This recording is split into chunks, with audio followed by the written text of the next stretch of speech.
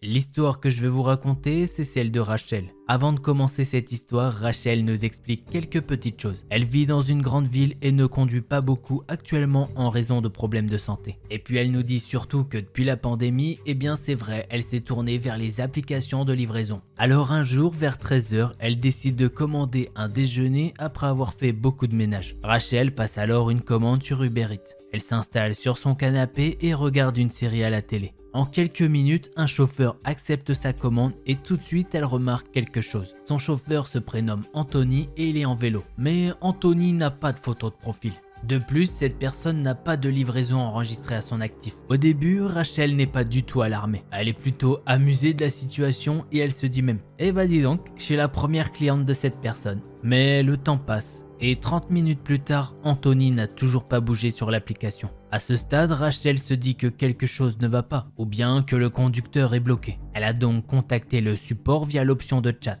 Après leur avoir expliqué la situation, ils ont fini par lui attribuer un nouveau livreur. Ils ont essayé à plusieurs reprises de téléphoner à Anthony mais il ne répondait pas. Rachel se dit que c'est bizarre mais bon, c'est pas grave en soi. Mais les choses vont devenir de plus en plus bizarres. Un nouveau chauffeur est donc affecté à sa commande. Il est exactement au même endroit qu'Anthony et il est également en vélo. Pareil, il n'a pas de photo de profil et n'a pas de livraison antérieure. Mais ce chauffeur s'appelle Laurie. Rachel attend 20 minutes supplémentaires sans aucun mouvement du conducteur. À un moment, elle décide de lui envoyer un message elle-même et lui dit « Salut, il y a un problème avec la commande ?» L'application lui indique que le livreur a vu le message, mais il ne répond pas du tout. Pendant tout ce temps, Rachel vérifie si ce n'est pas Uber Eats qui rencontre des problèmes. Mais en effectuant ses recherches, elle se rend compte que l'appli n'a aucun problème.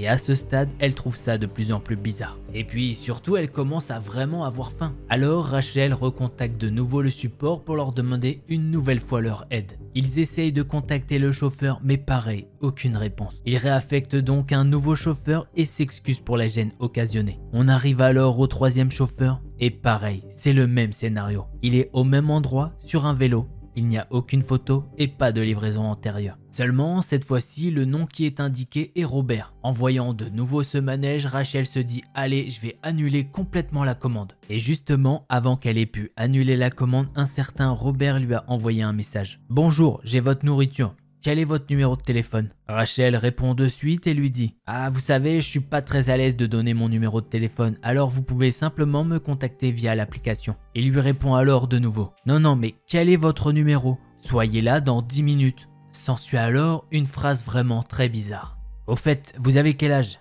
Vous êtes vieille ?» Bon, ça y est, Rachel n'est pas née de la dernière pluie et la sonnette d'alarme se déclenche dans sa tête. Elle décide de contacter immédiatement l'assistance pour faire annuler sa commande. Elle veut également obtenir une assistance supplémentaire pour le comportement de ce livreur. Elle arrive à obtenir au bout du fil l'équipe de sécurité d'Uber. La personne au bout du téléphone lui dit qu'elle sera remboursée et commence à noter les détails des interactions étranges du livreur. Pendant que Rachel est au téléphone avec la personne de l'assistance, elle commence à se calmer. Elle se dit juste « Bon, j'ai pas eu de chance, c'est un mec chelou ou quelque chose comme ça ». Sauf qu'au même moment, elle va entendre quelqu'un devant sa porte. « Miss Rachel, j'ai votre manger !» Un frisson l'a parcouru de la tête aux pieds. Cette façon de faire lui donne un mauvais pressentiment. Pire encore, la femme au téléphone a même pu l'entendre. Et elle a également dit « Attendez, mais c'est le livreur ? C'est bizarre, nous avons pourtant annulé sa commande. » Rachel va alors se rendre devant la porte moustiquaire étant donné que la porte principale est ouverte.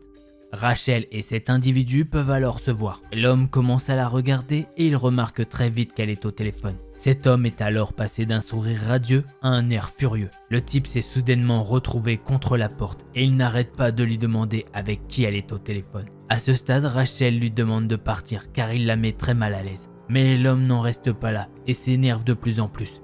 Il cogne contre la porte. Il saisit la poignée de la porte tout en criant de le laisser rentrer. L'opératrice au téléphone lui demande si elle va bien. L'homme crie toujours et Rachel est complètement paralysée pendant quelques secondes. Puis elle a un déclic et referme sa grosse porte et la verrouille. L'homme s'énerve alors de plus en plus et donne maintenant des gros coups de pied dans sa porte. L'opératrice lui dit alors d'appeler la police. Rachel crie à ce type qu'elle est avec la police au téléphone. L'homme finit alors par s'éloigner de chez elle. Mais une minute plus tard, il est de retour. Mais cette fois-ci, il est sur le trottoir juste en face de sa maison. Rachel finit alors sa conversation avec la femme de l'assistance puis appelle la police. Les policiers lui ont dit que vu qu'il n'a pas pénétré par effraction dans la maison ou qu'il ne l'a pas frappé, eh bien il ne pouvait rien faire du tout. Ils lui ont alors dit que si jamais il revient, eh bien elle devrait les rappeler. Et effectivement, quelques temps plus tard, Rachel a dû les rappeler. Cet homme est revenu devant la maison. Elle leur a alors fait un portrait type. Après ça, une des voisines de Rachel est venue la voir car elle a pu entendre des cris. Cet individu s'est alors précipité dans un camion avec un autre homme sur le siège passager. Ils se sont assis là et ont regardé les gens marcher pendant 30 minutes. Heureusement, la voisine de Rachel l'a prévenue qu'elle ne devait pas sortir de chez elle, puisque ces hommes étaient cachés dans une camionnette. Rachel a donc appelé les policiers pour dire que cet homme était là, mais ils sont arrivés après 1 heure. Rachel et sa voisine ont donc fait une description du véhicule et des 2 hommes. Mais bien évidemment, les 2 hommes ont pris la fuite entre-temps. Depuis ce jour, Rachel n'utilise plus du tout les applications de livraison. Et c'est ainsi que se termine ce thread d'horreur.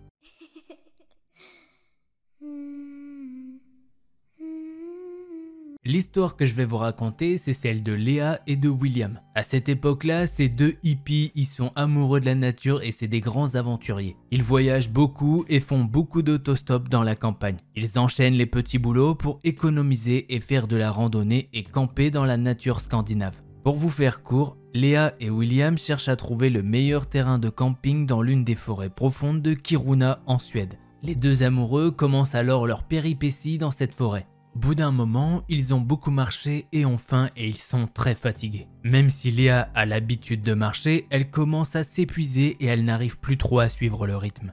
De plus, il commence à faire très noir. Alors qu'ils s'enfoncent de plus en plus loin dans les profondeurs de la forêt, ils tombent sur une petite maison de taille moyenne en bois. À première vue, ils peuvent voir que la maison a l'air d'être très vieille, négligée et même au début, ils pensent qu'elle est abandonnée. Cependant, une femme est sortie de la maison. Elle a l'air âgée, il lui manque quelques dents et elle a l'air assez sale. Le mari de cette dernière la suit de très près. Il a une salopette et n'a pas l'air très commode. Les propriétaires font un petit peu connaissance avec Léa et William. Puis la femme leur dit que son mari est un chasseur très habile et qu'il a une collection d'armes. Bref, ils continuent de discuter un petit peu et les propriétaires les invitent à rentrer. Ils leur proposent même de les héberger pour la nuit. Le couple va accepter, mais quand ils vont rentrer dans la maison, ils vont ressentir un mauvais pressentiment. Des têtes d'animaux sont accrochées un petit peu partout dans la maison. Il y a également des os qui sont dispersés ici et là. La maison est vraiment très sale. À ce moment-là, ils sont très fatigués et ils décident de ne pas en parler. Ils continuent leur visite et plus ils rentrent dans la maison, plus une odeur horrible leur prend au nez. Ça pue vraiment. Le couple nous dit que la maison a été transformée en usine à viande. Cependant, Léa et William, ils vont encore mettre ça de côté. Ils ont juste pensé au bon repas qu'ils pourraient avoir ce soir. Le temps s'écoule et la femme leur sert une bonne soupe de ragoût, du bon steak et de la soupe chaude, ce qui a très vite remonté le moral de Léa et William. Puis les 2 couples ont commencé à briser progressivement la glace. Tout le monde se met à rire et à bavarder. Puis d'un coup, William prend une bouchée de viande, mais quelque chose croustille sous sa dent. Et à ce moment-là, il peut nous dire que ce qu'il vient de mâcher, ça ressemble vraiment pas à un os classique. William va alors sortir le truc croustillant de la bouche pour pouvoir l'examiner. Et heureusement, les propriétaires sont un petit peu trop occupés à parler entre eux pour voir ce qu'il avait trouvé dans sa soupe. William en est sûr, il n'y a pas d'erreur, il vient de retrouver un ongle humain dans sa soupe. Il va alors l'examiner sous la faible lumière et il va nous dire que franchement cet ongle c'est un ongle bien pourri. Il ne sait vraiment pas comment ça a pu se retrouver dans sa soupe. William a alors mis ça dans une de ses poches et a fait comme s'il n'avait rien trouvé. Cependant, il décide de ne plus manger car il a déjà perdu l'appétit avec ce qu'il vient de trouver. Les propriétaires ont décidé d'aller se coucher quelques minutes après et leur ont montré leur chambre. Une fois arrivé dans leur chambre, William a directement bloqué la porte et il a parlé avec Léa de ce qu'il a trouvé dans sa nourriture. En écoutant son récit, Léa, elle est vraiment effrayée. Ils sont tous les 2 au fond des bois dans une maison avec des inconnus qui semblent donner des choses bizarres aux visiteurs dans leur soupe. Heureusement pour eux, les propriétaires ne semblent pas fermer les portes. Dès qu'ils sont sûrs que les propriétaires dorment bien, William et Léa ont pris leurs affaires et ont décidé de foutre le camp tranquillement pour ne pas les alerter. Les 2 amoureux ont dû marcher pas mal de temps dans la forêt sombre pour trouver ensuite une petite maison dans une ville à l'aube. Tous les 2 sont restés à l'hôtel pendant quelques jours, puisqu'après ce repas, ils étaient extrêmement malades et ils avaient besoin de repos. Cet incident a rendu le couple un petit peu plus méfiant et ça a calmé leurs ardeurs pour leurs aventures. Voilà, C'est ainsi que se termine ce premier thread d'horreur.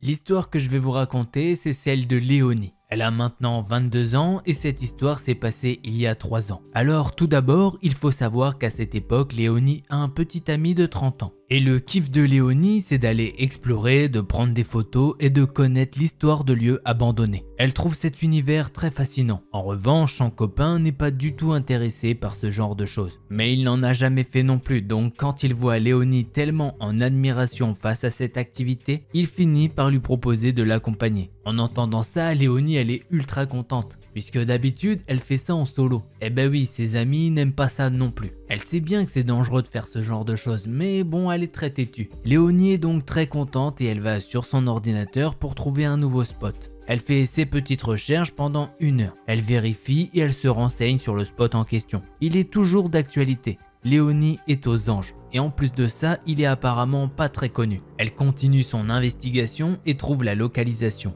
Elle est toute excitée. Le couple décide d'y aller le soir même. Ils prennent la voiture et pendant le trajet, il se met à pleuvoir. Mais alors là, je peux vous dire que ça va pas du tout les empêcher d'y aller. Ils sont déterminés pour visiter cet endroit. 1 heure de route plus tard, ils galèrent un petit peu à trouver le bâtiment. Mais finalement, ils se rendent compte qu'il faut continuer à pied car le bâtiment se trouve caché derrière une petite forêt. Le chemin est vraiment trop endommagé pour s'y rendre avec une voiture. Léonie et son copain décident de se garer et d'allumer leur lampe torche. Ils commencent à marcher quelques minutes jusqu'à ce qu'ils tombent sur ce fameux bâtiment. C'est un grand hôtel, il est plutôt en bon état. Ils décident de faire le tour du bâtiment pour être sûr qu'il n'y a personne, histoire de se sécuriser un maximum. Le copain de Léonie n'est pas très serein sur le coup, mais elle essaye de le rassurer du mieux qu'elle peut. En même temps, c'est une première pour lui. D'un coup, Léonie peut voir son copain tourner la tête en direction d'une fenêtre de l'hôtel. Il a un regard paniqué et il lui dit qu'il est sûr d'avoir vu une petite lumière à l'étage. Léonie le croit pas forcément sur le coup et elle pense qu'il a une hallucination due au stress.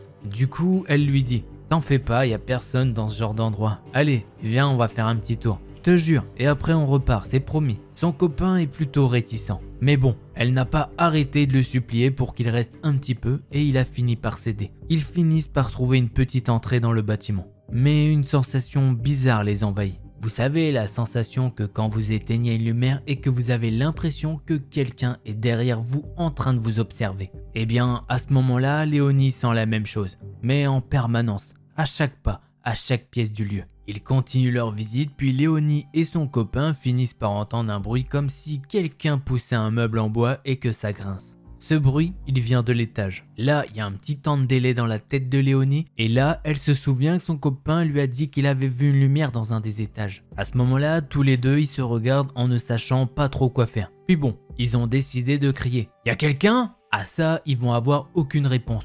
Du coup, Léonie, elle se dit que c'est peut-être un animal. Toujours avec de plus en plus de méfiance, ils décident donc de monter à l'étage. Ils grimpent les escaliers, pas à pas, lampe en main dans un silence total. Ils remarquent vite que toutes les portes de l'étage sont fermées, sauf une. Celle tout au bout du couloir est grande ouverte. Au moment où le couple s'apprête à avancer, ils peuvent remarquer une forme tout au bout. Mais ils n'arrivent pas à distinguer ce que c'est. Les lumières ne sont pas assez puissantes pour voir aussi loin. Ils sont donc obligés d'avancer encore et encore, jusqu'à ce qu'une forme humaine se dessine au fur et à mesure qu'ils se rapprochent. Et là, ils voient bien, de leurs propres yeux, un gars qui se tient debout à quelques mètres d'eux. Le type les fixe sans dire un mot. Il a le regard le plus glaçant qu'elle ait jamais vu dans sa vie. Le même regard que quand vous avez la haine en vous. Le copain de Léonie va directement la tirer en arrière et se mettre à courir car elle était figée sur place. Et oui, à ce moment-là, Léonie ne voulait pas du tout lâcher ce type du regard. Pendant qu'elle court, Léonie tourne sa tête en arrière et elle peut voir que le gars sort un truc de sa poche. Elle n'arrive pas à voir ce que c'est. Mais à partir de ce geste, ils ont couru le plus vite possible. Ils ont couru encore et encore jusqu'à leur voiture. Sous la panique, le copain de Léonie a perdu sa lampe torche. Ce qui fait que quand ils ont commencé à courir dans les bois, ils se sont pris toutes les branches dans la tronche. Mais je peux vous dire qu'à ce moment-là, ils n'en ont rien à faire. Ils veulent juste sauver leur peau. Léonie se retourne sans arrêt pour voir si l'homme les a suivis. Elle peut alors voir une lumière à l'étage qui va dans leur direction. Ça fait comme un espèce de laser. Arrivés à la voiture, ils allument le contact et démarrent à toute vitesse. Le lendemain, Léonie apprend par les infos qu'un cadavre a été retrouvé dans le coffre d'une voiture qui était garée à l'abandon juste devant le bâtiment où ils étaient. Pour les curieux, l'hôtel ou / manoir était à Isle-ou-Île en Dordogne. Et petit mot de la fin, Léonie peut nous dire qu'après cette expérience, son copain n'a plus jamais voulu refaire d'urbex. Et ben je peux vous dire les petits potes que je le comprends très bien son copain. Sa première expérience, c'est catastrophique.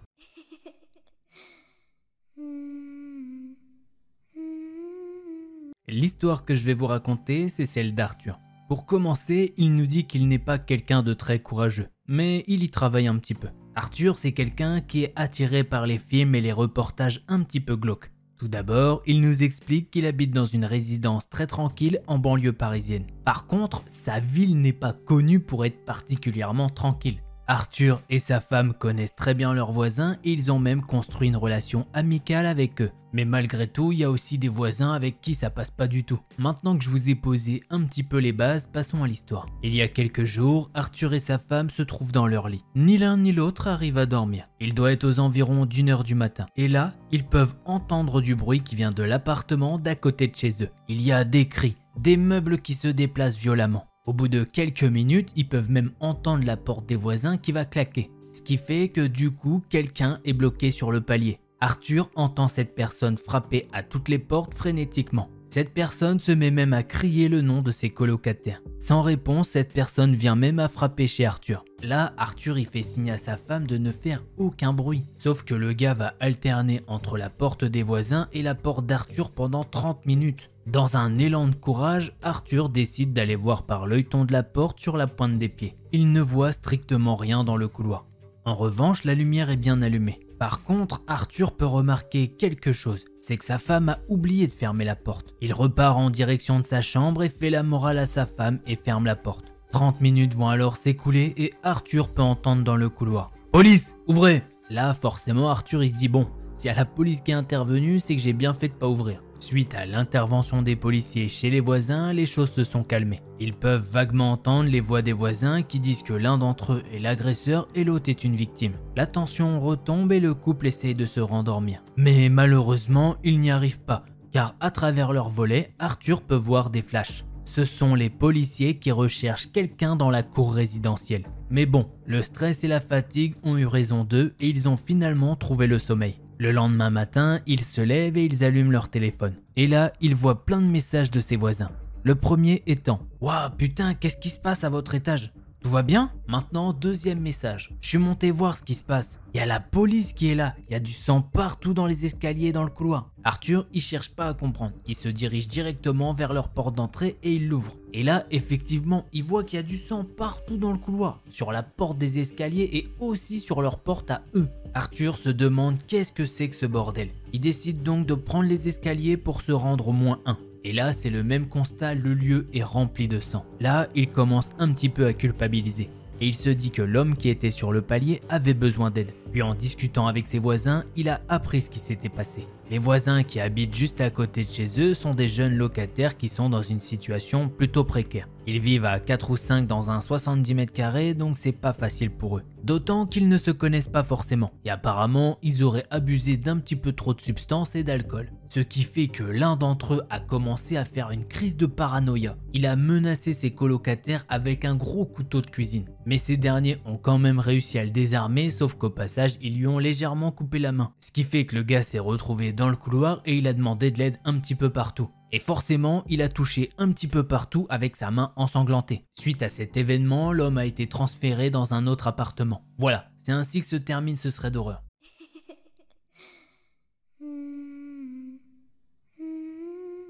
L'histoire que je vais vous raconter, c'est celle de Caroline et Laura. Ce sont deux sœurs qui viennent toutes les deux du sud-est des États-Unis. Toutes les deux ont un rêve, c'est d'aller visiter la Nouvelle-Zélande et s'échapper dans leur univers où leur trilogie préférée a été filmée. Bon, pour ceux qui n'auraient pas forcément la ref, eh bien il s'agit du Seigneur des Anneaux. Bref, après quelques mois voire années, les deux sœurs ont économisé et planifié leur voyage au printemps 2017. Arrivées à cette date, elles se sont envolées pour Auckland en Nouvelle-Zélande pour une très belle aventure. Le deuxième jour de leur voyage, ils sont sur le point de quitter leur Airbnb à Coromandel où elles ont passé leur première nuit. Leur hôte du Airbnb est exceptionnel. Il leur a même préparé un petit déjeuner. bacon, œufs et pain grillé. Les deux sœurs grignotent le petit déjeuner que le propriétaire leur a préparé. Pendant ce temps-là, l'homme leur demande si elles ont déjà entendu parler de l'homme au cochon. Caroline et Laura lui disent que non, elles ne connaissent pas cette personne. Et elles lui demandent c'est qui. Leur hôte va alors leur répondre. Stu, c'est le nom de cette personne. C'est un gentil type mais qui est un petit peu particulier. Il a plein de cochons. Si vous prenez la route 309, vous pouvez passer devant la ferme où il y a des cochons. Ça vous fera visiter le pays vu que votre prochaine destination c'est la ville de Matamata. Et justement, découvrir des choses dans ce pays, c'est vraiment ce que les deux jeunes filles veulent. Caroline regarde sa sœur et lui dit qu'elles passeront par ce chemin pour visiter la ferme aux cochons. En entendant ça, le propriétaire leur demande si justement elles veulent d'autres toasts. Les deux filles acceptent car elles savent qu'elles ont une longue journée qui les attendent. Elles veulent prendre le plus de calories possible. Le gars va alors regarder les deux filles et il va ajouter « Vous les jeunes, vous mangez comme les filles de la ferme ». À la fin de sa phrase, il va faire des sortes de bruits de cochon tout en rigolant. Je vous ferai pas les bruits, j'ai pas envie d'être ridicule. Caroline regarde sa sœur et lui fait comprendre que ce que fait ce gars est vraiment étrange. Après ça, tout se passe bien et elles prennent la route pour plusieurs heures. Elles tombent alors sur un chemin de terre. L'environnement verdoyant est passé à un environnement un petit peu moins alléchant. Il y a des vieux véhicules et des anciennes structures intégrées dans le paysage. Et aussi sur les côtés, il y a pas mal de cochons. Les cochons semblent assez amicaux pour être caressés, mais elles ne peuvent pas s'arrêter car elles sont pressées. Peu de temps après, elles doivent prendre un virage serré à gauche sur une route étroite. D'ailleurs, gardez bien à l'esprit que c'est le deuxième jour pour Caroline en Nouvelle-Zélande. Donc forcément, conduire du côté gauche de la route, c'est un petit peu spécial. D'ailleurs, elle conduit une Yaris et ses capacités de conduite ne sont pas tout à fait à la hauteur. Elle arrive donc à ce fameux virage et tourne à gauche. Un petit camion semi-remorque arrive à une vitesse plutôt dangereuse. Caroline se rend vite compte que soit elles vont avoir un accident, soit elle continue de rouler encore plus à gauche pour permettre au semi-remorque de les dépasser en toute sécurité. Caroline a donc choisi la dernière option et en quelques secondes, les pneus avant et arrière gauche de la Yaris se sont retrouvés piégés dans deux trous. Là, les deux sœurs se regardent en silence. Puis Laura dit « Putain de merde, comment on fait maintenant ?» Pour vous expliquer la situation, les deux filles n'ont pas de réseau sur leur téléphone. Le seul appareil entièrement fonctionnel qu'elles ont sur elles, c'est un GPS mais qui n'a aucune fonction de communication. Donc avant de paniquer, les deux filles sortent de la Yaris pour évaluer comment elles vont pouvoir sortir la voiture de là. Mais il n'a pas fallu longtemps avant qu'une camionnette blanche sale se dirige vers elles. Et je peux vous dire qu'en voyant cette camionnette arriver, elles sont pas du tout emballées de lui faire un signe. Caroline et Laura sont dans un pays étranger sur le point de reposer leur destin entre les mains d'un étranger. Le truc c'est que les filles ont même pas eu besoin de faire un signe que cette camionnette s'est arrêtée. Mais pendant plusieurs minutes, rien ne se passe. Personne ne descend du véhicule ni aucune fenêtre se baisse. Les filles ont attendu patiemment de voir si quelque chose allait bien se passer. Puis finalement, un homme plus âgé aux cheveux blancs d'une soixantaine d'années est descendu. Cet homme a l'air d'être le fermier local. Il regarde les deux filles avec un sourire qui révèle qu'il n'a plus que quelques dents. Il s'avance alors vers elles. Cet homme a commencé à leur parler et Caroline a directement pu apercevoir l'accent australien. « Bonjour mesdames, on dirait que vous vous êtes retrouvés coincés. » Caroline a alors souri et a répondu « Ah bah ouais, nous sommes coincés. Nous sommes en train de déterminer comment on pourrait sortir la voiture de là en toute sécurité sans l'endommager. » Elle sait pas vraiment pourquoi, mais il y a quelque chose qui l'a poussée à omettre quelques détails. Surtout le fait de dire qu'elles soient touristes, même si elles se doutent qu'elles ont été trahies par leur accent et leurs vêtements. Le vieux gars va alors enchaîner. « Eh bien, je suis pas sûr de pouvoir être d'une grande aide pour ça, mais je peux vous ramener en ville pour que quelqu'un vous remorque la voiture. Qu'est-ce que vous en dites ?» Caroline va alors lui dire « J'aimerais au moins essayer de sortir la voiture toute seule avant d'impliquer quelqu'un d'autre. Mais merci quand même. » Pendant un moment, l'homme a l'air vachement mécontent de la réponse de Caroline. Mais il va ensuite changer son visage et il va afficher un sourire malsain. Il va alors dire de nouveau « Bah, il faudrait que vous réfléchissiez un petit peu. À nous trois, on peut pas sortir cette voiture de ces trous. Ce serait mieux si toi et ton ami, vous montiez à l'arrière de mon véhicule et que nous allions en ville. Ne vous inquiétez pas, ça ne nous prendra pas longtemps. » Et là, sans même avoir consulté sa sœur, elle sait très bien que c'est une mauvaise idée de monter avec un étranger. Voyant que les filles ne répondent pas, le vieil homme va dire avec un petit peu d'urgence dans sa voix et de la contrariété « C'est pas compliqué les filles, vous feriez mieux de venir avec moi. Si vous restez ici, vous allez voir ce que les autres vont vous faire. » Là, les deux filles sont toutes les deux anxieuses et effrayées par ce qui peut leur arriver physiquement. Des pensées terrifiantes sont venues dans leur esprit comme « Et malheureusement, si nos familles et nos amis n'entendent plus jamais parler de nous. » À ce moment-là, Caroline pense même au gros titre des journaux. 2 voyageuses kidnappées et tuées juste autour de la porcherie. Mais à leur grande surprise, une autre camionnette s'est approchée de la scène et s'est garée derrière le véhicule du vieil homme. C'est une femme aux cheveux gris qui a la carrure d'une athlète dans la quarantaine ou la cinquantaine. Elle va descendre et dire « Ah mais vous êtes là les filles, ça fait environ 1 heure que je vous cherche ». Les deux sœurs n'ont aucune idée de qui est cette femme. Mais en tout cas, elle donne un petit peu plus de confiance que le vieux papy tout bizarre. Peu de temps après que la dame se soit dirigée vers elle, l'homme âgé s'est éloigné et s'est rapidement rendu à son véhicule. Mais genre limite en courant. Il a sauté dans sa camionnette et il est parti. Quand l'homme est parti avec son véhicule, Caroline a pu apercevoir que la camionnette était ouverte à l'arrière. Et ce qu'elle a pu apercevoir la choque et la terrifie. Elle a pu voir que l'arrière de la camionnette a été aménagé de trucs un petit peu bizarres et qu'il y avait des armes. Le véhicule de cet homme un petit peu éloigné, la femme leur a alors dit « J'ai vu de loin qu'il vous parlait et que cet homme vous mettait mal à l'aise. Est-ce que vous allez bien les filles ?» Les deux sœurs lui ont répondu que oui, elles vont bien. Et elles lui ont expliqué la situation dans laquelle elles se trouvent. La femme leur dit qu'elles sont très chanceuses, puisque oui, elle travaille dans la construction et qu'il se trouve qu'elle a des planches qui peuvent servir de rampe pour la voiture. Avec l'aide de cette femme, les deux sœurs ont pu sortir la Yaris des trous et ont pu reprendre leur route. Caroline et Laura lui ont proposé de l'argent, mais cette femme a refusé. Mais elle leur a dit une chose, méfiez-vous des cochons lors de vos voyages. Tous ne sont pas aussi amicaux que ceux de Stu. Et voilà, c'est ainsi que se termine ce thread d'horreur.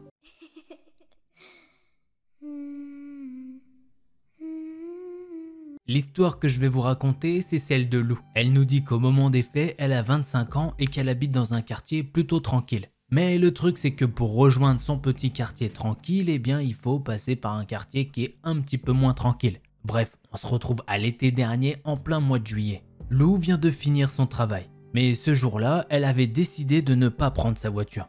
Et encore moins les transports en commun. Elle veut profiter de la chaleur de juillet. Donc elle finit son travail et commence à sortir de son boulot et se dirige vers chez elle. D'ailleurs, elle nous dit que cette journée-là est plutôt une journée chaude. Il fait pas moins de 92 degrés. Ne vous inquiétez pas, ce sont des degrés Fahrenheit, ce qui représente quand même à peu près 33 degrés Celsius chez nous. Et forcément, par une chaleur comme ça, Lou elle commence à avoir soif. Elle décide qu'elle va donc s'arrêter dans une petite épicerie dans le quartier un petit peu plus chaud. Elle est bientôt arrivée et elle peut apercevoir l'épicerie au loin. Et malheureusement, elle se dit qu'elle a pas forcément de chance étant donné qu'il y a pas mal de jeunes qui traînent devant. Mais bon, elle veut pas porter de jugement trop vite sur les jeunes du quartier. Mais bon, elle est pas forcément rassurée de passer comme ça devant tout le monde. Le truc, c'est que Lou a vraiment très soif. Elle décide donc d'y aller quand même. Elle passe alors devant et les jeunes la regardent mais ne disent rien. Lou est soulagée et va chercher ce qu'elle est venue prendre. Elle passe donc à la caisse, mais elle peut sentir un regard perçant peser sur elle. Elle se retourne mais il n'y a personne.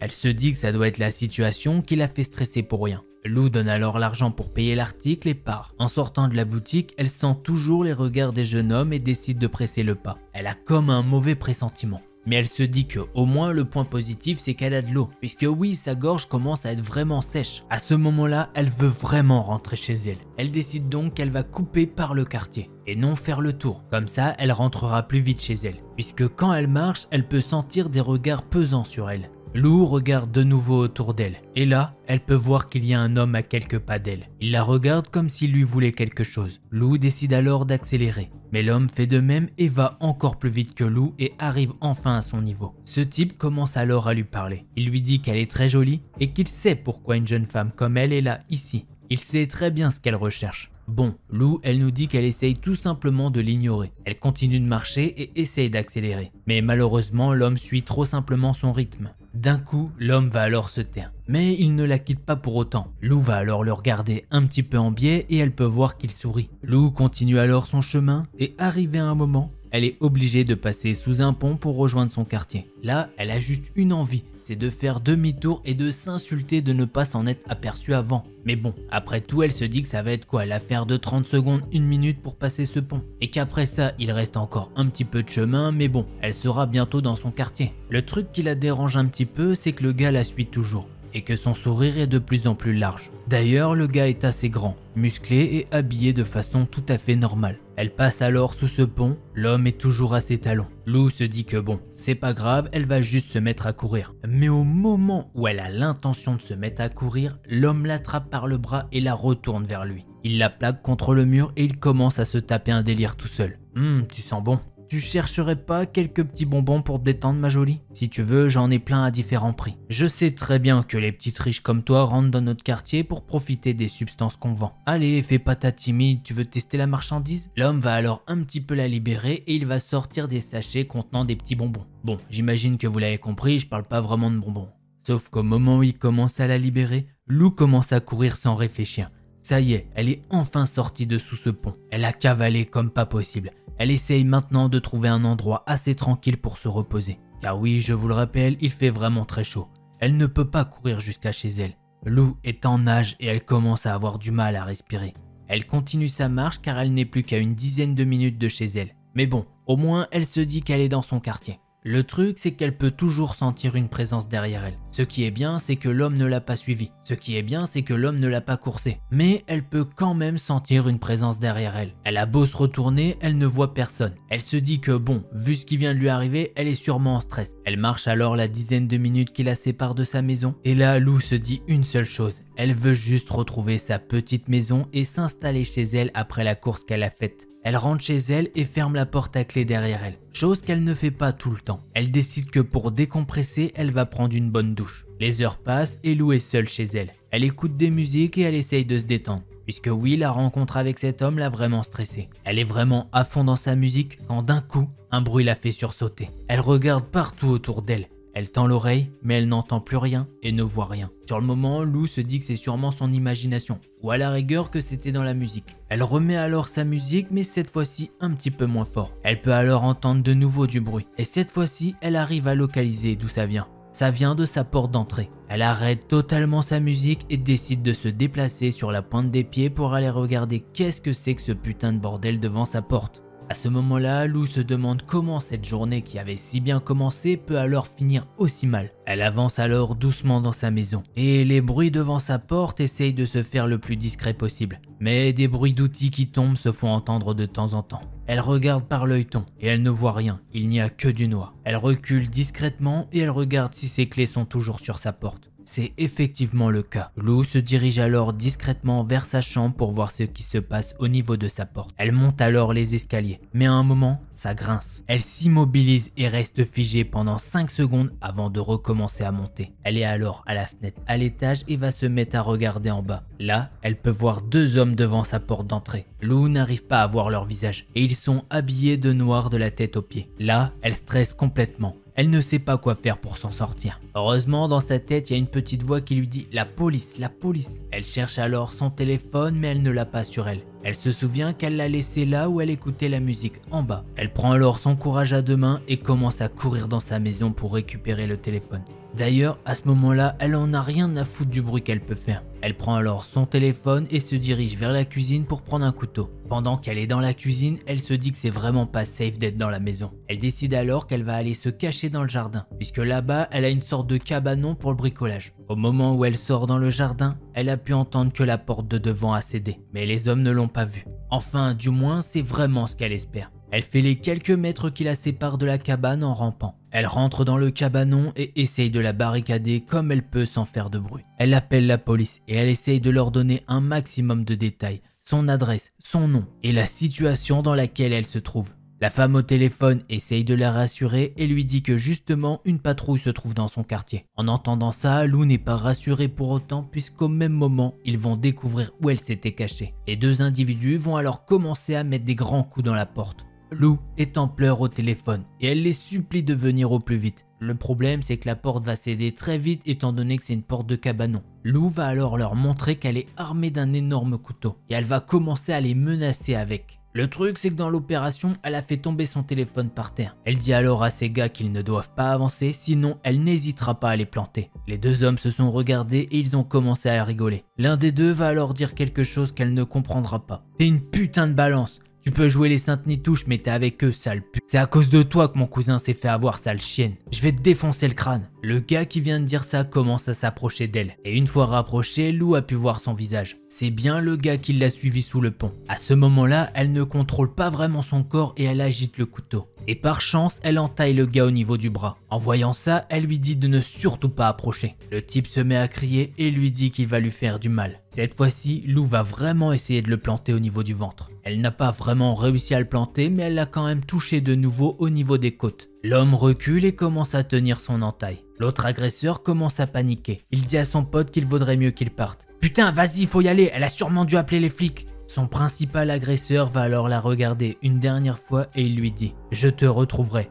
ne l'oublie pas. Je te jure, je reviendrai. Même si tu ne te souviens pas de moi, moi, je me souviendrai de toi. » Là, les deux hommes ont commencé à sortir du jardin. Les jambes de Lou ont commencé à trembler de soulagement. Mais ça n'en est pas fini pour autant. Elle peut entendre un vacarme chez elle. Elle sort alors de sa cabane toute tremblante avec son couteau toujours à la main. Elle s'avance alors vers sa maison là où elle peut entendre un énorme raffut. Et maintenant, elle peut voir que les deux hommes sont au sol, prêts à être menottés. Les jambes de Lou s'effondrent et elle commence à pleurer comme elle ne l'a jamais fait. Toutes les larmes de son corps sont sorties. Tout le stress retombe d'un coup. L'un des policiers est venu la voir et lui demande si elle n'est pas blessée. Elle est restée comme ça pendant 5 minutes avant de pouvoir reprendre ses esprits. Ensuite, elle leur a expliqué ce qu'il s'était passé du mieux qu'elle pouvait. Les deux hommes ont alors été arrêtés. Et du peu qu'elle peut nous dire, c'est qu'ils sont toujours en attente d'un jugement. Suite à cet événement, Lou prend toujours sa voiture. Elle nous dit que oui, c'est pas ce qu'il y a de mieux pour la planète, mais là, elle pense clairement à elle avant tout. Et surtout, elle nous dit que le pire dans cette histoire, c'est qu'elle ne sait pas ce que ces mecs lui voulaient. Pourquoi ils lui ont fait ça? Du très peu de retours qu'elle a eu de la police, eh bien, elle nous dit que cette histoire concernerait une affaire de bonbons. Et qu'apparemment, ces gars prennent Lou pour responsable de tout ça. Comme quoi, elle serait peut-être une indique de la police ou quelque chose dans le genre. D'ailleurs, cette histoire l'a tellement traumatisée qu'elle a déménagé. Elle ne veut pas que d'autres gars de ce quartier puissent la retrouver. Et voilà, c'est ainsi que se termine cette histoire.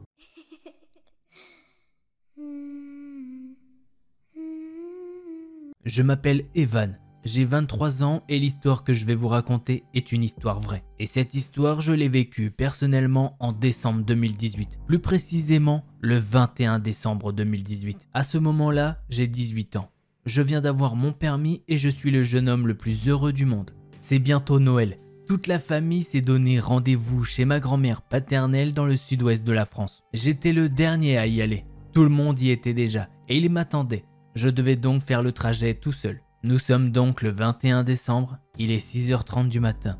J'avais préparé mes affaires la veille. Je me suis levé à 5h, tout était donc prêt pour le départ. À l'instant où je m'apprêtais à fermer la porte derrière moi, quelque chose m'a perturbé. En effet, une petite mélodie très flippante se faisait entendre au loin. C'était une petite musique, exactement comme celle des camions à glace américains. Le son paraissait étouffé, il grésillait, comme s'il sortait d'une petite radio des années 1950. À ce moment-là, je ne savais pas si elle provenait de l'intérieur de la maison ou de l'extérieur. Je tiens à préciser que la maison était vide, dans le noir complet, et que donc il n'y avait aucune raison pour qu'une mélodie comme celle-ci se fasse entendre à 6h30 du matin. Je me suis même demandé si ce n'était pas juste mon imagination qui me jouait un tour. C'est au moment où je suis rentré dans la maison de nouveau pour m'assurer que la musique ne provenait pas de l'intérieur qu'elle s'est arrêtée. Elle s'est stoppée net. Je me suis donc dit que c'était bel et bien mon imagination qui me jouait un tour. J'ai donc pris mes affaires, fermé la porte et je suis parti vers ma petite Peugeot 207 garée en bas de la rue. C'est en marchant vers ma voiture que j'ai aperçu à un coin de rue un vieux camion à glace tourné dans une autre rue qui menait à une forêt. Je ne me suis pas posé plus de questions que ça. Je me suis juste dit que la musique que je pensais entendre dans la maison venait de ce camion. C'était un camion à glace style américain, en piteux état qui jouait de temps en temps à la musique que j'avais entendue quelques minutes plus tôt. Je précise qu'il faisait noir complet, qu'il était 6h30 du matin et que oui, ce camion roulait seul dans un petit village de région parisienne. Ça peut vous paraître con, mais ça ne m'a pas paru bizarre sur le moment. Après avoir mis mes affaires dans le coffre, j'ai démarré la voiture et attendu environ 5 minutes que le moteur chauffe. Dans ce laps de temps, le camion avait fait le tour de mon village et est donc arrivé dans ma rue. Il est passé à côté de ma voiture, toutes les lumières allumées, la petite musique également, et il s'arrêta à ma hauteur. La personne qui conduisait était un homme d'une 60aine d'années, barbu et sale sur lui. Il me regarda d'un regard noir puis reprit sa route. Rien que cet événement m'avait glacé le sang. Malheureusement, ce n'est que le début. Je pris donc la route pas mal apeuré mais sans embûche jusqu'à mon premier arrêt un peu après Tours. Je me suis arrêté sur une aire d'autoroute pour me reposer et faire le plein de ma voiture. Je suis rentré dans la station. Je suis allé aux toilettes et je me suis acheté un café. Ensuite, je suis allé dehors pour boire mon café et fumer ma cigarette. C'est en allant jeter mon café que mon corps s'est figé en entendant de l'autre côté de la station la petite musique du camion de glace. J'ai directement compris ce qu'il m'arrivait. Ce vieil homme m'avait suivi jusqu'ici. J'ai donc couru jusqu'à ma voiture. J'ai enclenché la première et je suis parti à toute allure. J'ai eu le temps de lâcher un petit regard à l'endroit d'où la musique venait. Et effectivement, j'ai pu entrevoir le camion de glace que j'avais vu chez moi. L'homme était au volant et me regardait partir. Il était maintenant 11 h. Le jour s'était levé, mais le brouillard aussi. L'atmosphère était pesante. On ne voyait pas à 10 mètres. Pour X raisons, un gros bouchon s'était formé. Imaginez donc mon état quand dans un épais brouillard, j'ai été obligé d'arrêter la voiture avec l'idée d'être suivi par un vieil homme dans un camion à glace flippant. C'est à ce moment-là que j'ai su que c'était du sérieux. Il était là, à une dizaine de voitures de moi. Il savait également que j'étais là. Il avait démarré sa musique dans le seul but de me faire flipper. Je ne l'ai pas quitté des yeux une seule seconde. Mon regard était fixé sur lui dans mon rétroviseur intérieur. Quand la circulation a repris, j'ai foncé. J'ai foncé dans la seule optique de le semer. Durant toute la fin du trajet, je n'ai fait que regarder derrière moi pour voir s'il me suivait encore. Après 8h30 de trajet, je suis arrivé chez ma grand-mère. Je n'avais plus revu ce camion depuis les bouchons de 11 h. Pour ne pas arranger les choses, ma grand-mère habite dans un petit village d'environ 150 habitants. Chaque maison était espacée d'environ 200 mètres les unes des autres, chacune entourée d'une épaisse forêt noire bien effrayante. En arrivant, j'ai déposé mes affaires, dit bonjour à la famille et j'ai directement raconté ce qui m'était arrivé à mes cousins. Mes cousins s'appellent Pierre et Antoine. Pierre est le plus grand. C'est un bel homme de 28 ans, trapu et barbu d'1,95 m. Antoine, lui, a 20 ans. Il est plus petit que nous, mais très rigolo. Ils ont d'abord cru que je leur faisais une blague, étant donné qu'on avait l'habitude de se raconter des histoires qui faisaient peur une fois arrivés ici. Ensuite, ils ont pu voir la peur sur mon visage et ils ont compris que je ne rigolais pas. On avait décidé quelques mois auparavant d'aller se balader en pleine nuit dans la forêt qui fait peur, comme on aimait bien l'appeler quand on était petit. Pour être honnête, après ce qui m'était arrivé, j'étais assez réticent, mais j'ai accepté pour leur faire plaisir. Même si on connaissait bien cette forêt, elle portait bien son nom. De plus, en plein mois de décembre, le brouillard qui s'était rajouté rendait l'atmosphère encore plus pesante. Nous sommes donc partis munis de nos 3 lampes torches, nos doudounes et quelques bières dans cette forêt du diable. On avait pour but une vieille cabane de bûcheron abandonnée depuis une vingtaine d'années qui nous servait de repère depuis notre plus tendre enfance. Elle était environ à 15 minutes de marche de la maison de notre grand-mère en ligne droite. Sur le chemin, ils m'ont demandé des détails sur ce que j'avais vécu. Je leur ai tout raconté en réussissant même à les faire frissonner. Pierre était devant moi au milieu et Antoine derrière. Pierre s'est arrêté net, il était figé.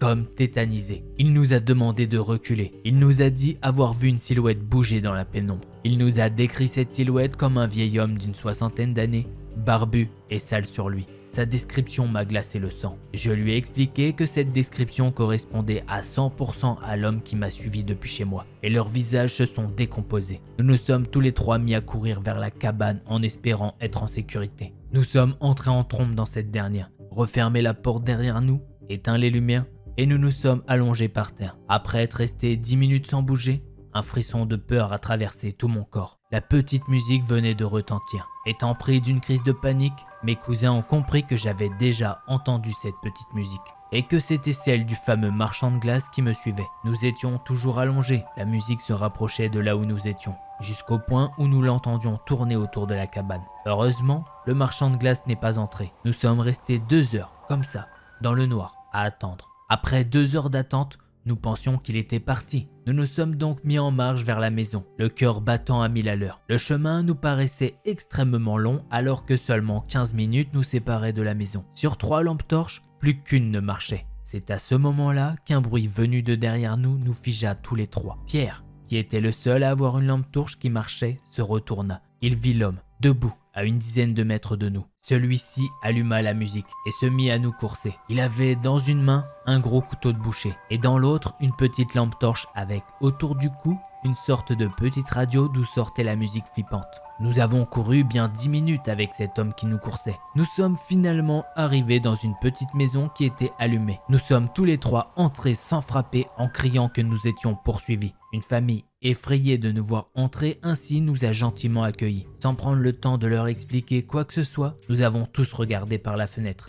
Et c'est là que nous l'avons vu pour la dernière fois. Il était là, dans la pénombre, entre les arbres. Sa lampe torche pointée sur son visage, le couteau dans l'autre main, et nous pouvions d'ici sentir la haine qui émanait de son regard noir. Le père de famille, ayant vu la scène, a directement appelé la police qui est arrivée en une vingtaine de minutes. Nous avons tous témoigné. Une enquête a été ouverte mais aucune réponse n'a encore été trouvée à ce jour. Je suis donc là, 5 ans plus tard, à vivre ma vie avec la peur de le revoir un jour. Je me pose plein de questions. Pourquoi moi? Qu'est-ce que j'ai bien pu lui faire? Je ne sais pas si un jour j'aurai des réponses.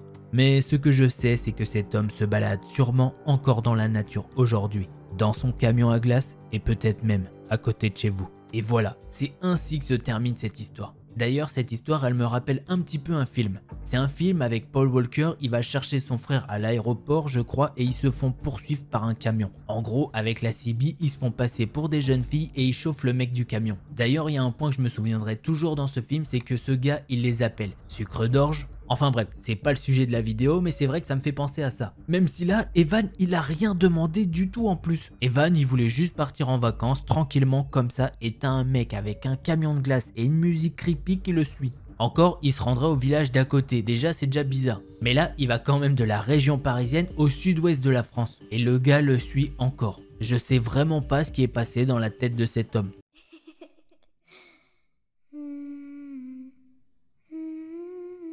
L'histoire que je vais vous raconter est très spéciale et très effrayante. Et elle sera peut-être traumatisante pour certaines d'entre vous. En tout cas, je préfère vous prévenir qu'effectivement, ce que va subir la jeune fille dans cette histoire n'est vraiment pas facile. Allez, passons à l'histoire. Cette histoire, justement, c'est celle de Sandy. Elle habite aux États-Unis dans une petite ville. Tout d'abord, elle nous raconte comment elle en est arrivée à cette situation. Sandy est une personne qui s'est toujours débrouillée toute seule. Et ce, depuis sa tendre enfance. Sa mère n'a jamais été là pour elle. Son père travaille tout le temps, donc elle ne le voit pas beaucoup. La sœur de Sandy, quant à elle, s'appelle Wendy et elle a 23 ans. Ce qui fait qu'elle a 3 ans de plus que sa sœur et ne rentre pas tout le temps à la maison. Ce qui fait que généralement, Sandy passe ses nuits toute seule dans la maison. Mais ça, elle en a l'habitude. Car depuis qu'elle est petite, elle a appris à être indépendante. Dans ses années lycée, elle a bossé comme une folle pour se sortir de ce trou et enfin pouvoir vivre une vie normale. Mais pour suivre les cours dans une bonne université, eh bien Sandy doit travailler beaucoup. Et c'est là que commence vraiment notre histoire. Pendant les vacances d'été, Sandy travaille dans un parc d'attractions. Le boulot de Sandy n'est pas ultra difficile. Elle se qualifie comme quelqu'un de polyvalente. Elle peut très bien être en caisse, faire le ménage ou bien encore les mascottes du parc. Elle nous dit qu'à la caisse, généralement, elle croise des personnes qui sont souriantes, aimables et un petit peu râleurs parfois, oui. Et oui, forcément, des fois une file d'attente c'est assez long. Mais bon, ça elle arrive à le comprendre. Mais un jour, un homme très spécial est venu. Elle s'en souvient très bien car ce gars est très atypique. L'homme a l'air de prendre soin de lui. Il est très propre et il se maquille. Assez discrètement, mais elle a pu le remarquer quand même. Elle peut voir que l'homme s'est manicuré les ongles et qu'il a du vernis à ongles dessus. De nos jours, en soi, c'est quelque chose d'assez banal. Mais il y a 15 ans, ça l'était pas forcément. Bref, Sandy trouve ce gars plutôt beau d'ailleurs. C'est un homme très grand et qui a un sourire que l'on n'oublie pas si vite. Mais une énergie ressort de lui. Quelque chose de mauvais. Comme s'il y avait une petite voix dans la tête de Sandy qui lui disait de se méfier de lui. L'homme se rapproche et lui demande une place pour l'attraction. Sandy lui demande les sous et tend le ticket. L'homme va alors tendre un billet. Elle essaye de le prendre mais l'homme essaye de toucher sa main très discrètement. Mais il faut croire que c'était pas assez discret étant donné qu'elle l'a vu. Sandy essaye de rester professionnelle et de ne pas l'envoyer chier. Elle prend son billet et lui tend la monnaie. L'homme récupère l'argent mais il en profite quand même pour caresser sa main. Et au passage, il lui fait un petit sourire. Sandy n'en démord pas, continue de faire son boulot et lui dit de passer une bonne journée. Ce gars-là lui dit alors merci et à bientôt. Sandy continue alors sa journée et elle se termine. Elle décide de rentrer directement car elle doit encore étudier. Mais sur le chemin du retour, elle a le sentiment que quelqu'un la suit. Elle se retourne alors mais il n'y a rien. Sandy se dit juste qu'elle doit être fatiguée et que ça doit être pour ça qu'elle a cette sensation affreuse. Les jours passent et elle a toujours cette même sensation. Que ça soit chez elle ou même en sortant de chez elle. Et même au travail, c'est pareil. Elle se sent tout le temps observée et ça commence vraiment à la fatiguer. Mais bon, elle met quand même ça sur le coup du boulot et des révisions. Et puis elle se sent un petit peu seule. Son père et sa sœur ne sont pas rentrés depuis un petit moment. Ça ne l'étonne pas forcément. Elle a l'habitude de rester quelques jours voire des semaines sans nouvelles d'eux. À ce moment-là, elle pense juste que son père il s'est trouvé une petite amie et que du coup elle reverra pas avant un petit moment. Et quant à sa sœur, elle doit traîner un petit peu partout dans l'état. Pour Sandy, une nouvelle journée s'écoule. Elle est épuisée. Ce jour-là, elle termine à 23 h. Elle est vraiment au bout du rouleau. Elle a juste une envie, c'est d'aller dans son lit. Mais bon, il y a quand même un point positif pour elle, c'est que maintenant, enfin, ça y est, elle est en week-end. Après 20 minutes de marche, elle arrive enfin chez elle. Mais sur le trajet, elle s'est sentie observée encore plus que d'habitude. Une fois rentrée chez elle, elle se fait réchauffer quelque chose qu'elle avait préparé la veille et s'installe sur son canapé. Quelques minutes après, elle mange et elle se met les infos de la semaine à la télé. Mais à vrai dire, elle nous dit qu'elle y fait pas trop attention, c'est plus pour avoir un fond sonore. Et puis surtout, c'est quand même mieux que d'avoir une maison toute vide. Elle finit alors de manger et va faire la vaisselle. Après ça, elle se dirige vers sa salle de bain pour se détendre un petit peu. Elle se fait couler un bon bain et elle met de la mousse. Mais pendant qu'elle fait couler son bain, elle peut entendre un craquement. Elle se retourne et elle se demande si c'est pas sa sœur Wendy qui est revenue. Elle l'appelle alors une première fois. « Wendy, t'es rentrée ? Wendy, c'est toi ?» Suite à ces questions, elle n'a aucune réponse. Elle se dit que le bruit n'était pas ultra conséquent et du coup elle en déduit que c'est le bois de la maison qui travaille. Elle va donc fermer la porte de la salle de bain pour être tranquille. Elle se déshabille et rentre dans son bain. Pendant qu'elle prend son bain, un autre bruit se fait entendre, comme si quelqu'un voulait faire le moindre bruit possible. Elle demande une nouvelle fois si c'est Wendy, mais cette fois-ci en criant. Suite à ça, elle rajoute « Wendy, tu peux marcher, vas-y, je suis dans la salle de bain ». Juste après avoir dit ça, effectivement, elle peut entendre des bruits de pas. Et les bruits de pas ont l'air de s'arrêter dans la chambre de Wendy. Sandy prend alors tout son temps dans son bain. Elle sort de la salle de bain avec uniquement une serviette étant donné que ses vêtements pour la nuit sont dans sa chambre. Elle rentre alors dans sa chambre qui est complètement dans l'obscurité. Elle s'arrête devant son miroir et prend des sous-vêtements. Puis d'un coup, la porte de sa chambre se referme. Sandy sursaute et crie « Putain Wendy, c'est pas drôle, j'ai eu une de ces peurs !» Une fraction de seconde plus tard, une grande main l'a alors attrapée au niveau de la bouche et l'a fait taire. Puis d'une voix très basse, l'individu derrière elle lui dit alors au coin de son oreille « Chut chut chut, tout va bien se passer, je te le promets. Ne t'inquiète pas ma douce, je ne vais pas te faire de mal. » Tout en gardant la main sur sa bouche, l'homme commence alors à lui caresser les cheveux. Les larmes de Sandy commencent à couler à flot. L'homme peut le remarquer et lui dit « Mais ne pleure pas, je ne te fais rien de mal, ta peau est si douce, c'est incroyable. » Toutes les pensées les plus horribles vont alors traverser la tête de Sandy. De plus, elle est totalement paralysée par la peur. L'homme commence à la caresser au niveau de ses épaules, puis les bras. Sandy sanglote et enfin, elle a un déclic et elle essaye de se libérer. Mais malheureusement, l'homme a trop de force pour elle. Il va alors se coller contre elle et Sandy va pouvoir sentir quelque chose derrière elle. Je vous fais pas un dessin, cet homme est excité par la situation. Le gars la retient de toutes ses forces et lui dit à l'oreille toujours d'un calme olympien. « Tu sais, je t'ai observé pendant un long moment. C'est pas le moment de t'échapper alors que j'ai rien commencé. » L'homme va alors fouiller dans l'une de ses poches et il va ressortir quelque chose pour accrocher les deux mains de Sandy. En voyant ça, Sandy comprend très bien que quelque chose de très mal va lui arriver. En même temps, l'homme la fait asseoir sur le lit. Quelques secondes après, il a mis un tissu dans la bouche de Sandy pour ne pas qu'elle crie. Vient ensuite l'horreur. L'homme s'approche d'elle et il commence à la sentir. Et il lui dit qu'elle sent très bon. L'homme va lui retirer sa serviette et ça y est, maintenant elle est toute nue. Elle est vulnérable face à cet homme. Elle essaye une nouvelle fois de partir vers la porte, mais elle pleure tellement qu'elle voit flou. Elle trébuche alors et l'homme la rattrape. Il la porte comme un sac de pommes de terre, puis il la redépose sur le lit. L'homme commence alors à lui mettre des fessées. Elle comprend très bien que cet homme est excité par la situation étant donné qu'elle peut sentir quelque chose. Vient alors le moment où l'homme va dézipper son pantalon. Le gars se met alors à sortir son engin. Pour tout vous dire, Sandy n'est pas croyante, mais elle a prié de toutes ses forces pour que quelqu'un lui vienne en aide. Elle se débat comme elle peut, et d'ailleurs ça commence à vraiment énerver cet homme. Il la frappe au visage pour qu'elle se calme. Mais rien n'y fait, elle se débat de toutes ses forces. L'homme lui dit alors « Je voulais pas en arriver là, mais si tu résistes comme ça, j'ai pas le choix. » L'homme va alors se retourner quelques secondes et il n'en faut pas plus à Sandy. Elle ne réfléchit pas une seconde de plus, elle saute directement par la fenêtre. Elle atterrit alors devant la maison toute nue. Elle a du mal à se relever, mais l'adrénaline commence à faire effet. Elle se relève et voit l'homme qui est en train de descendre les dernières marches de l'escalier de sa maison. Sandy court et elle essaye de hurler, mais pratiquement aucun son ne sort de sa bouche. Elle court le plus vite possible, elle pleure, puis à un moment, elle se retourne et elle ne voit plus cet homme. Elle va alors toquer chez des voisins qu'elle connaît. Par chance, ils vont ouvrir assez vite la porte. Ceux qui habitent là sont un couple de personnes âgées qui d'ailleurs sont plutôt choqués par la situation. Devant eux se trouve une fille totalement nue et qui a l'air effrayée. Ils ne cherchent pas du tout à comprendre la situation, ils font rentrer Sandy chez eux. Ils referment la porte et donnent quelques vêtements à Sandy. La femme du couple âgé appelle la police et essaye de leur expliquer la situation.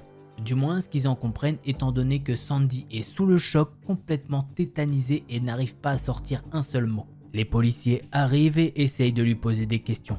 Mais aucun mot ne sort de la bouche de Sandy. Les policiers vont alors décider de l'emmener aux urgences. Les médecins l'ont pris en charge et pendant 2 mois, elle n'a pas réussi à parler. Mais grâce à des rendez-vous avec des spécialistes et l'aide de sa sœur qui l'a beaucoup aidée, eh bien ça y est, au bout de 2 mois, elle arrive enfin à un petit peu parler. Pendant son travail de rééducation, Sandy a su pourquoi l'homme ne l'avait pas suivi dans la rue. Par un miracle du ciel, Wendy, la sœur de Sandy, est revenue à la maison ce jour-là. Et en revenant, elle a pu assister à une scène qui la traumatisera toujours. Sa sœur qui sautait de la fenêtre de la maison et quelques secondes après, quelqu'un qui la coursait. Le truc, c'est qu'heureusement, Wendy n'était pas toute seule. Heureusement, ce soir-là, elle était avec 2 amis masculins. Et justement, ces 2 mecs ont été super réactifs et ont coursé ce gars. Une fois rattrapé, ils l'ont juste tabassé. Ce faisant, ils l'ont aussi immobilisé et appelé la police. Pendant tout ce temps, Wendy essayait de chercher sa sœur, mais elle l'avait perdue de vue étant donné qu'elle était allée se réfugier chez des voisins plus loin. C'est alors que quelques dizaines de minutes après, elle a reçu un appel de la police. Pour vous dire, au début, l'homme a juste été arrêté pour effraction dans une maison. Mais depuis que Sandy est sortie de son silence, eh bien plus de charges vont peser sur cet homme. D'ailleurs, cet homme, vous imaginez bien qui c'est. Oui, c'était bien le gars du parc d'attractions. Comme je vous l'ai dit, après ces événements, Sandy a beaucoup travaillé sur elle. Une fois qu'elle s'est remise à parler, eh bien elle a porté plainte contre cet homme. D'ailleurs, cet homme est toujours emprisonné, mais il doit bientôt sortir sous libération conditionnelle. Et je peux vous dire que Sandy est terrifiée à cette idée. Rien que de penser que cet homme va sortir de prison, elle a juste une envie, c'est de quitter le pays. C'est pour vous dire à quel point cette nuit l'a traumatisée. Voilà, c'est ainsi que se termine cette histoire. Alors là, je sais pas du tout ce que vous avez pensé de cette histoire, mais elle était totalement choquante. J'aurais vraiment pas voulu être à sa place.